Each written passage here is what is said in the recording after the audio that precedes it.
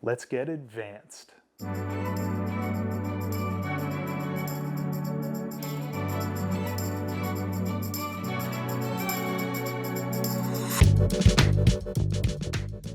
Hail Sorcerers, Rude here, and welcome back to the archives. Today we're going to be talking about advanced concepts in Sorcery Contested Realm, including understanding keywords. You will not want to miss this incredibly important video to take your Sorcery game to the next level. Well, thanks again for joining. Let's get into it. The contents of today's video is going to be reviewing pages 27 through 31 of the official Sorcery Contested Realm rulebook.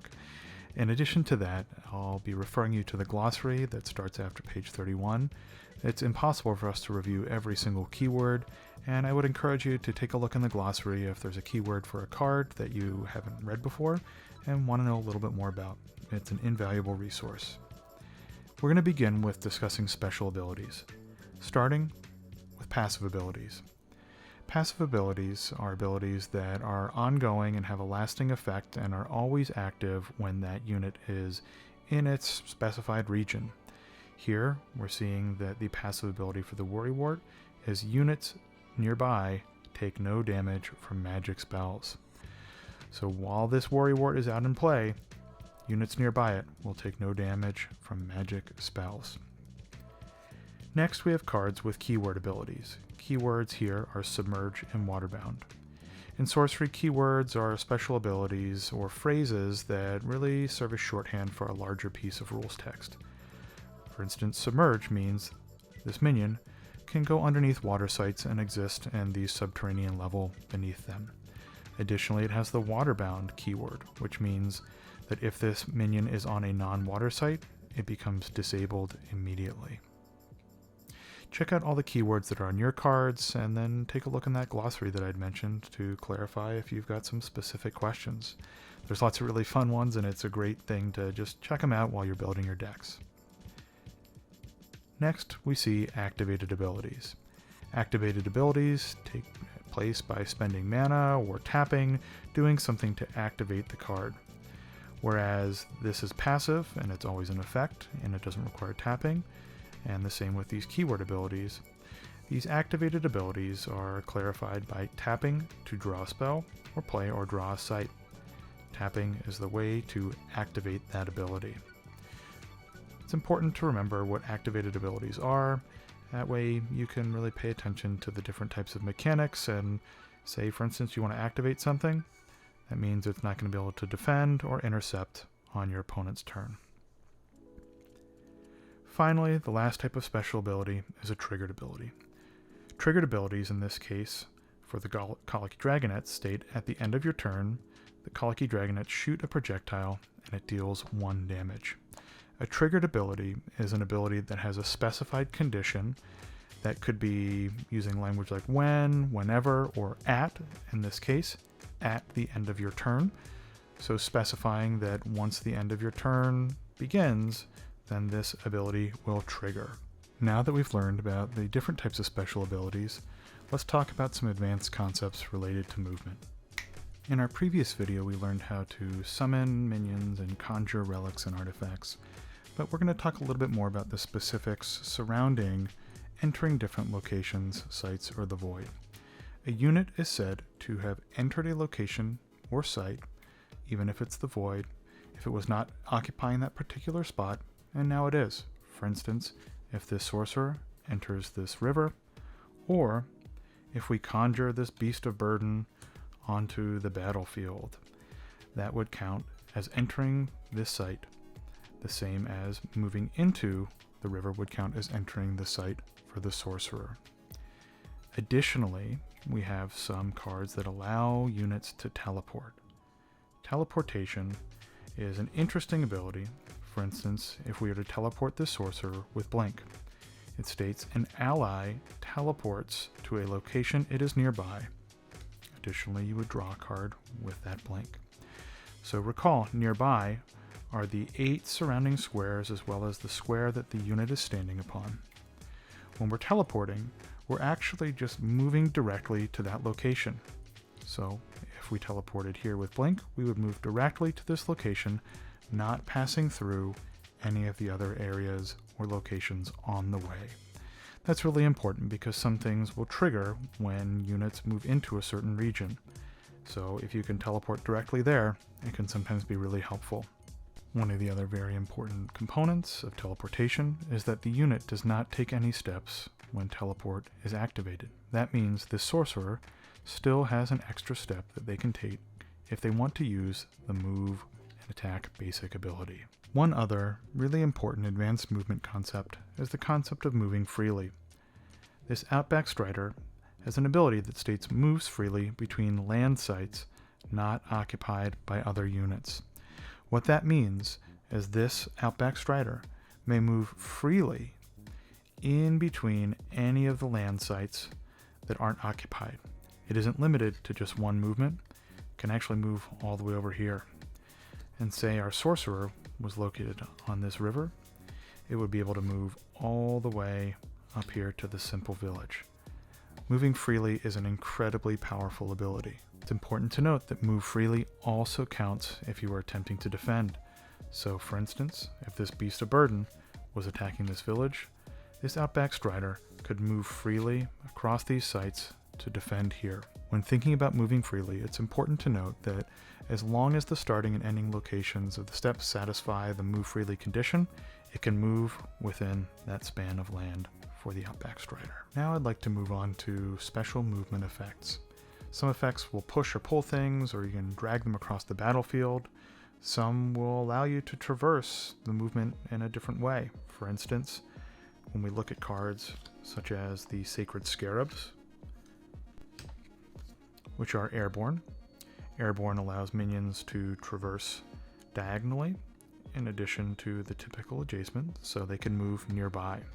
Additionally, airborne units would not be able to be targeted by an attack from a unit on the ground. The Beast of Burden could not directly attack the Sacred Scarabs, but if the Beast of Burden attacked the site, the Sacred Scarabs could choose to block. In addition to airborne, we see burrowing, which has been touched on in another video. Burrowing allows the minion to go underneath a land site, for instance underneath this village. We have submerge with a sea serpent, which would allow it to go underneath this water site. And then finally we have void walk, which would allow the minion to traverse the void. It can also go on to land and water sites as well. As mentioned a little bit earlier, there are some effects that will push, pull, or drag things, such as this grapple shot. Grapple shot states an ally shoots a projectile. If it hits a unit, the ally is dragged to that location and then may strike the hit unit when it arrives. For instance, if the Beast of Burden is grapple shotted into the sorcerer, it would move through, and that's considered forced movement. Forced movement is different than regular movement, as we had just discussed. Forced movement does not take into account the unit abilities such as airborne, burrowing, submerge, or void walk. Units that cannot move by activating their own abilities can still be moved by other cards or effects. For instance, if the card was immobilized, it would still be able to use grapple shot to shoot the projectile and move. It would not if it were disabled due to specified rulings, but that's something to take a look at in the future if you've got a little more time to go through the glossary. When we're thinking about forced movement, it's a little bit different than taking a step. There are some cards that cause units to take a step or take up to X steps. Again, this is not forced movement, and the unit can modify those steps with their abilities. Units that can't move by activating their own abilities also cannot carry out any of the steps that are granted by those effects.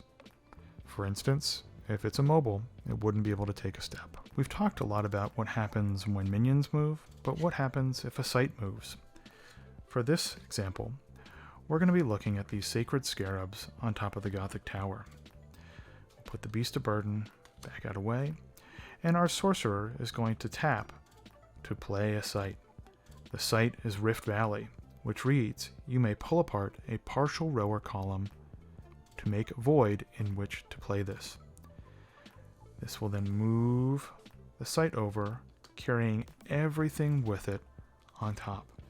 If there were multiple units, all of those units would move with the tower as the Rift Valley inserts itself in between the two. Additionally, if there were any units burrowed underneath this site, it would move with it as well. Let's think about a little bit more of a complex example. We're going to move our valley over, and let's say this desert isn't here, but instead we have a cloud city. The cloud city has a 3 threshold requirement for 3 air sites. We'll assume that that's something that we have.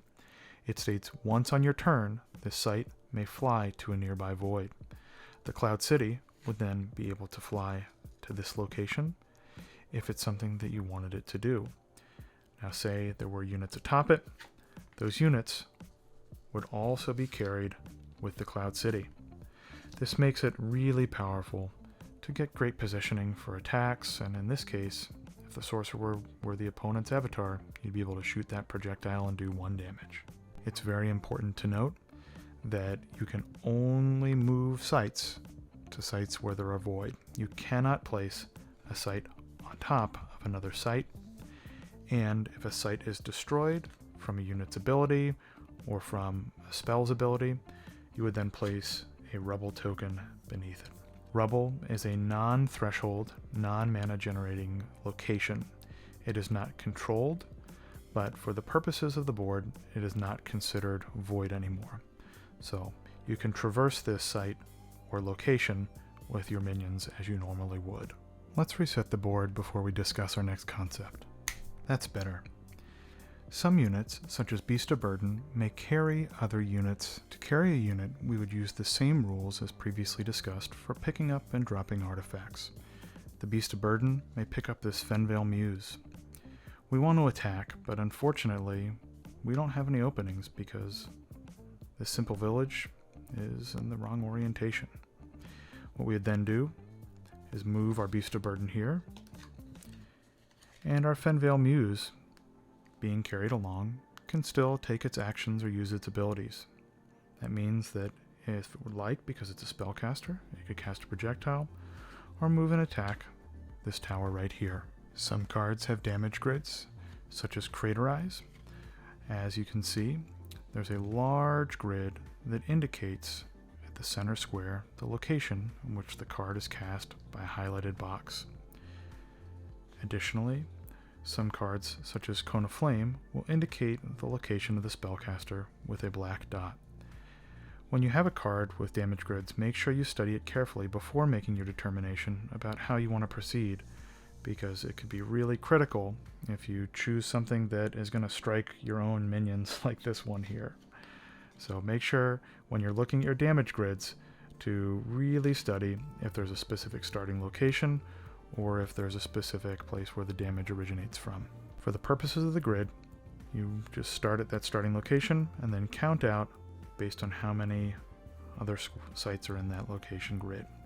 It's important to note that if this Craterize were cast here, it would destroy this site and then do damage above and below the site in the area of effect, but it would not go into the void because it is in a different region. Some units are quite large and occupy multiple sites.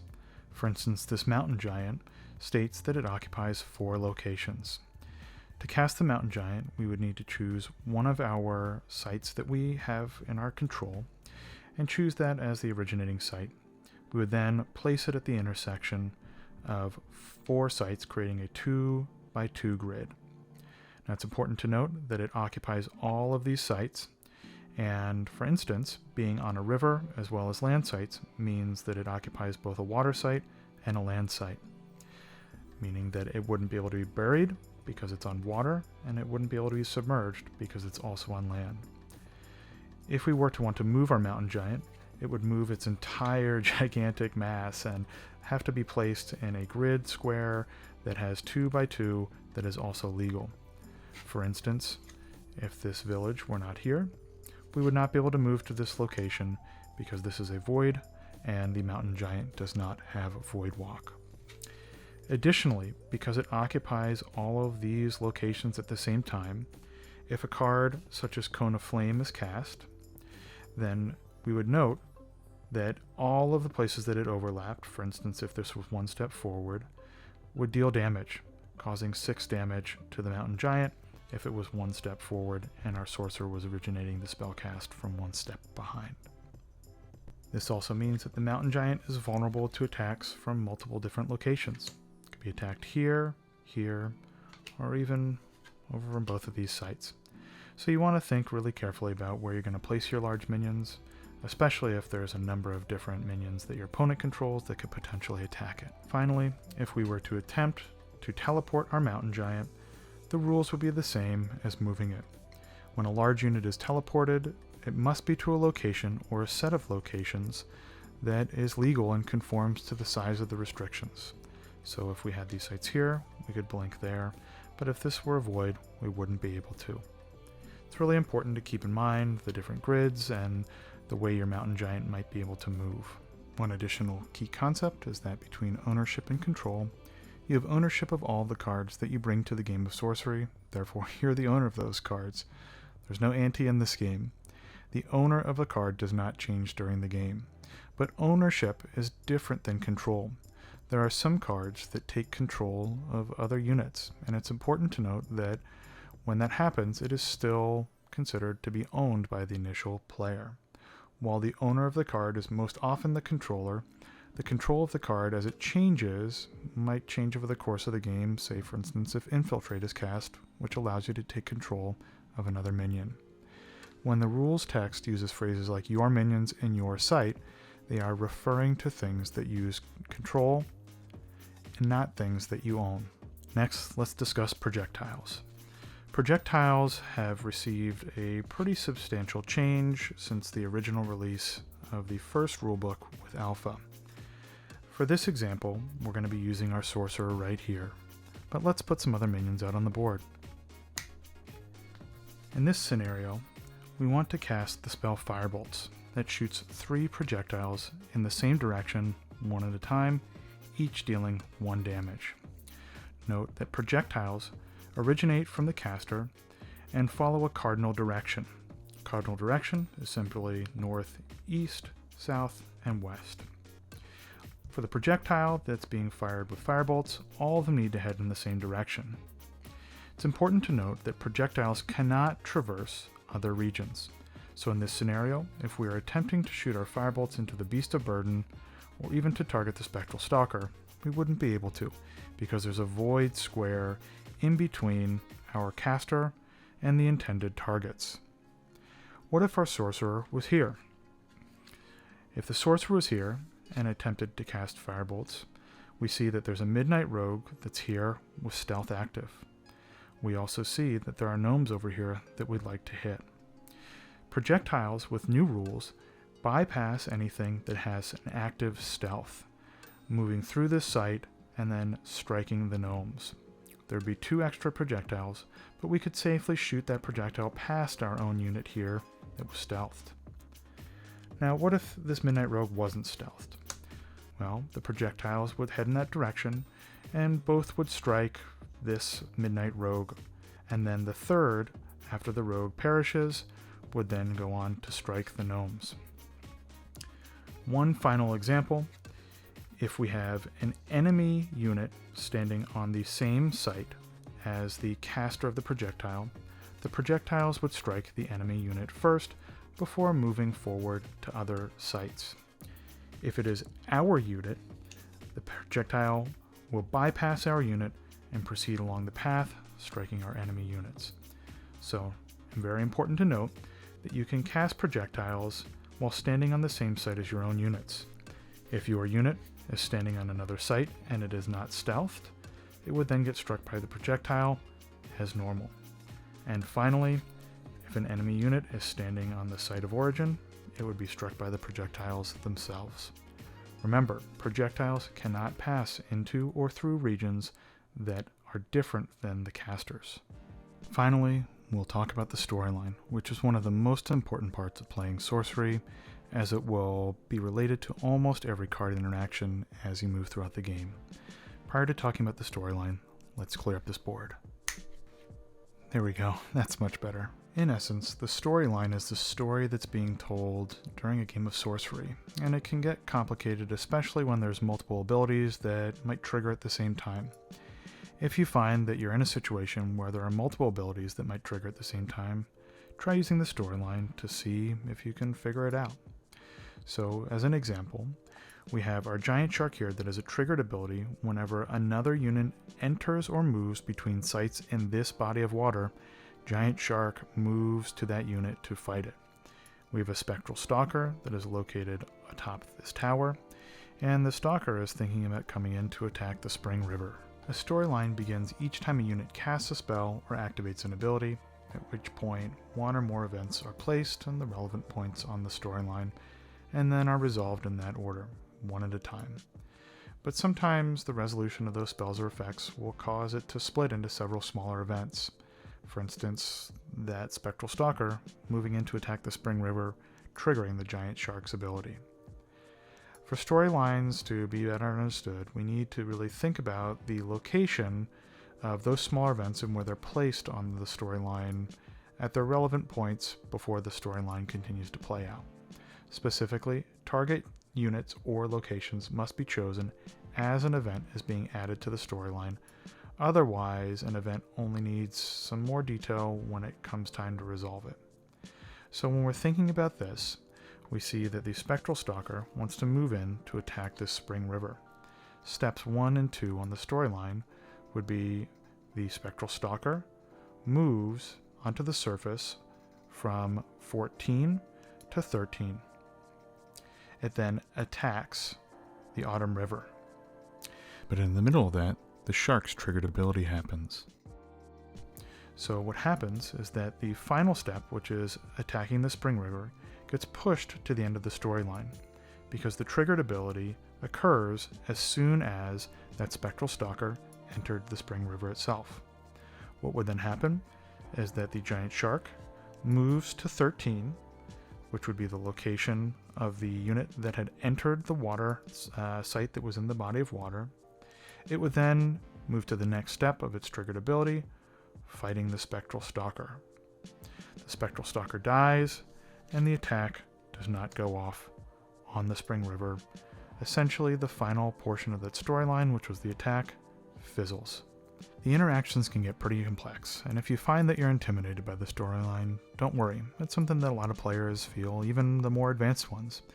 If you encounter a scenario that you're not sure how to resolve, I'd encourage you to hop onto the official Discord and type it into the rules chat. There's a whole group of really dedicated players who love answering rules questions. So take that intimidation out of the equation and build some really fun decks with complex combos and see what happens. And if you find yourself in a sticky situation related to the storyline, hop on the Discord, the Reddit, the official Facebook, and post those questions there so you can get some additional help. I'll make sure to put those links in the description below so everyone can get access to them. Well, thank you so much for joining today. I hope you enjoyed the review of these advanced concepts and of the storyline. It's been an absolute pleasure making these videos, and I hope that it's helped you to learn how to play Sorcery. If you still have some questions, please feel free to visit any of the other videos in this series to get some clarification. And I really want to thank you for taking the time to join us today. If you found this video helpful, please feel free to like it and then subscribe so you can see all of our future content that I'm going to be putting out. Additionally, if you have any questions or comments, please drop it in the section below.